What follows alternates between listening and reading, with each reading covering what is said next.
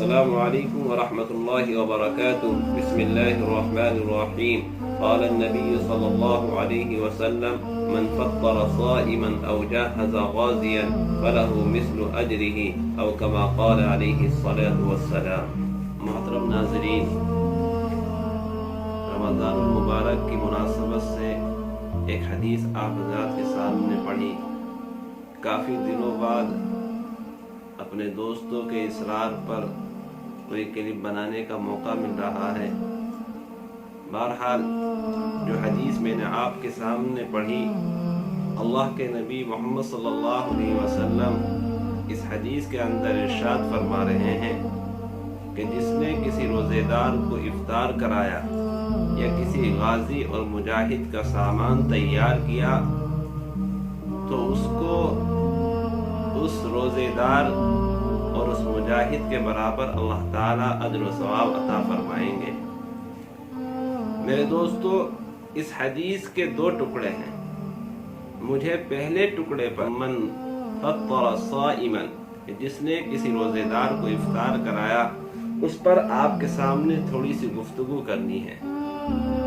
دیکھیے، اللہ تعالیٰ کے کریمانہ قوانین میں سے ایک قانون یہ بھی ہے کہ باری تعالیٰ کسی کام کی ترغیب دینے والے یا کسی نیک کام کو کرنے والے کو اس کے کرنے والے کے برابر اللہ تعالیٰ اجر و ثواب عطا فرماتے ہیں. یعنی کوئی آدمی کسی کو نیک کام کی ترغیب دے رہا ہے یا کسی نیک کام میں کسی کی مدد کر رہا ہے تو باری تعالیٰ اس کام کے کرنے والے کا جیسا اس کی ترغیب دینے والے یا اس کی مدد کرنے والے کو اللہ تعالیٰ اس کے جیسا ثواب عطا فرماتے ہیں. میرے دوستو، اسلام بڑا پاکیزہ مذہب ہے. یہاں پر نیتوں کے اوپر فیصلے ہوتے ہیں. آپ نے نیت کی کہ میں مسجد کے پڑوس میں گھر بناؤں گا، اور مقصد آپ کا یہ ہے کہ مسجد کے اذان آپ کے گھر تک پہنچے، اور اس نیت سے آپ مسجد کے پڑوس میں گھر بنا رہے ہیں تو باری تعالیٰ اس کے اوپر بھی آپ کو اجر و ثواب عطا فرماتے ہیں. میرے دوستو، یہ مہینہ بڑا برکتوں والا مہینہ ہے. اس مہینے کے اندر باری تعالیٰ رحمتوں کی بارش فرماتے ہیں. حدیث میں آتا ہے کہ جب ماہ مبارک رمضان المبارک کا مہینہ آتا ہے تو اللہ تعالیٰ شیاطین کو جکڑ دیتے ہیں، جنت کے 8 دروازوں کو باری تعالیٰ کھول دیتے ہیں اور جہنم کے تمام دروازوں کو باری تعالیٰ بند کر دیتے ہیں.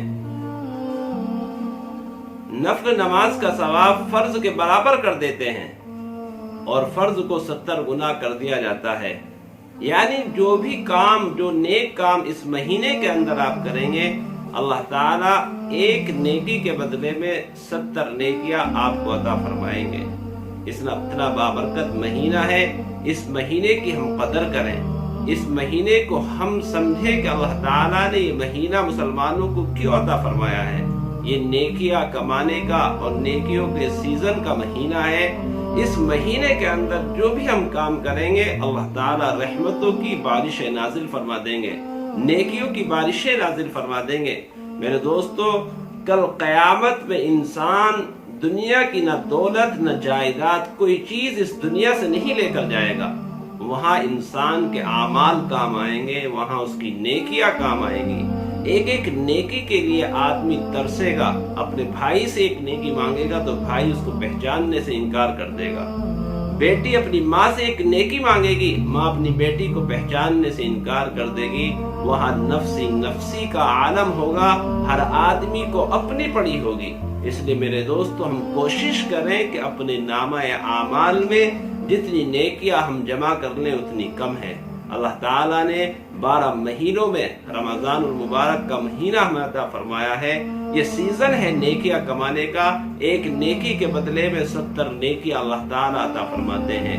اس لیے میرے دوستو، جو حدیث کا ٹکڑا میں نے آپ کے سامنے تلاوت کیا، پڑھا، اللہ کے نبی محمد صلی اللہ علیہ وسلم فرما رہے ہیں کہ جس نے کسی روزے دار کو افطار کرایا تو اس کو اس کے برابر اللہ تعالیٰ ثواب عطا فرمائیں گے.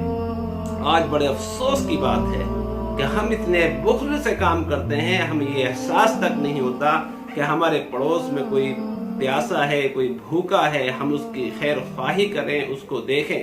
हदीस में आता है, अल्लाह के नबी मोहम्मद सल्लल्लाहु अलैहि वसल्लम इरशाद फरमाते हैं कि आयशा, जब तू खाना बनाया कर, जब तू शोरबा बनाया कर, तो उसमें थोड़ा पानी डाल दिया कर, ताकि किसी गरीब के काम वो खाना, वो शोरबा आ जाए। इसलिए मेरे दोस्तों, हम जब इफ्तार करें, अल्लाह ताला ने हमें दिया है, उस मालिक का माल है, ये माल को हमारी कोई जाती चीज नहीं है, ये अल्लाह का करम है, उसका एहसान है कि उसने हमें माल और दौलत अता फरमाई।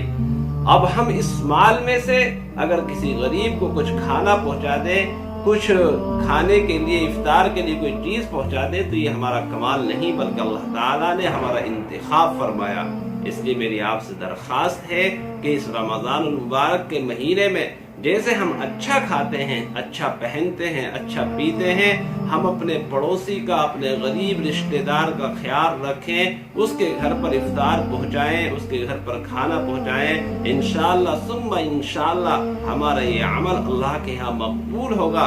इसके जरिए हमारा रब हमसे राजी होगा और अल्लाह ताला हमसे यही चाह रहे हैं, बारी ताला हमें अपना दोस्त बनाना चाहते हैं। और रमजानुल मुबारक के महीने में अल्लाह ने जो रोजे फर्ज किए हैं, उसका मकसद भी यही है कि अल्लाह ताला अपने बंदों को, अपने मानने वालों को अपना प्यारा, अपना दोस्त बनाना चाहता है।